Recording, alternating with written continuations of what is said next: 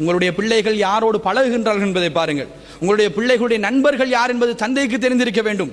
நம்முடைய பிள்ளைகள் வீட்டுக்கு வருகின்ற நேரம் நிர்ணயிக்கப்பட வேண்டும். நாங்கெல்லாம் நன்றாக ஞாபகம் இருக்குது, மகரிபு பாங்கு சொன்னதன் பின்னால வீட்டுக்கு வந்தால் அவ்வளவுதான். நல்ல நண்பர்களோடு விளையாட போயிருந்தாலும் பிரச்சனை கிடையாது. மகரிபுக்கு பாங்கு சொன்னதன் பின்னால வீட்டுக்கு வருவோமாக இருந்தால் நாங்கள் வீட்டுக்கு நுழைவதற்கு முன்னால் பயங்கரமான தண்டனைகளோடு தான் வீட்டுக்குள்ள போகக்கூடிய ஒரு காலம் இருந்தது. அந்த அளவுக்கு ஸ்ட்ரிக்ட் இருந்தது. அந்த தண்டனையை கொடுக்கிற நபர் வீட்டிலே இருந்தார். அதான் ஆக முக்கியமான விஷயம். அந்த தண்டனையை கொடுக்கின்ற தந்தை வீட்டிலே இருந்தால் மகரிபு தொழுது விட்டு அவர் வீட்டுக்கு வந்து விடுவார். வீட்டிலே இருந்து கொண்டு யார் எந்த நேரத்துக்கு வருகின்றார் என்பதை பார்வையிடுவதற்கு ஒரு ஆள் இருந்துச்சு. ஆனால் இன்றைக்கு தந்தைமார் கூட வீட்டுக்கு போய் சேருகின்ற நேரம் 12 மணி. பிள்ளைகள் எல்லாம் தூங்கினதன் பின்னால வாப்ப போய் சேருகின்ற ஒரு அவ்வள நிலை இன்றைக்கு ஏற்பட்டிருக்கின்ற அன்பார்ந்த சகோதரர்களே, இந்த நிலைமைகள் எல்லாம் மாற வேண்டும். நம்முடைய பிள்ளைகள் எங்கே போகின்றார்கள் என்று பார்க்கப்பட வேண்டும்.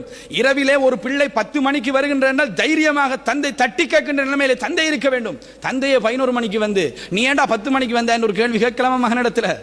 அந்த மாதிரியான ஒரு நிலைமையை வீட்டிலே ஒரு சாதகமான ஒரு நல்ல நிலைமை என்று யாராவது ஏற்றுக்கொள்வார்களா? பிள்ளையை சொல்லும் அந்த வாப்பா நீங்களே 11 மணிக்கு தான் வந்தீங்கன்னு சொல்லி. இதுதான் இன்றைக்கு ஏற்பட்டிருக்கக்கூடிய பிரச்சனை. பிள்ளைகள் என்ன செய்கின்றார்கள், யாரோடு பழகுகின்றார்கள், யாரோடு விளையாடுகின்றார்கள், அவர்கள் பேசுகின்ற வார்த்தை எப்படிப்பட்டது, இப்படியெல்லாம் நம்ம பின்னால ஃபாலோ பண்ணணும்னு கேட்டால் வேற வழி இல்லை. இன்றைக்கு அதான் காலம்.